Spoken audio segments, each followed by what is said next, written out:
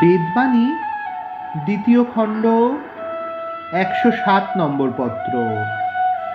প্রারব্ধ সূত্রে দেহে সুখ দুঃখ রোগ শোকাদি জড়িত থাকে।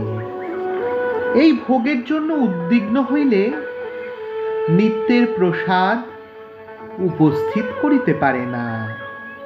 সুতরাং প্রাক্তন বিষয়ে শরীরে ভোগ লইবে।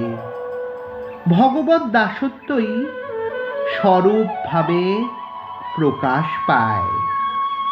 অহংকার আদির দ্বারায় ইহ সুখে প্রত্যাশিত হইয়া আত্মার মর্যাদা লঙ্ঘন করিয়া জন্ম মৃত্যুর সুখ দুঃখাদির আবরণে পতিত হইয়া থাকে। অতএব জীবের ভগবৎ চিন্তায় মগ্ন থাকাই মোক্ষ ধর্ম।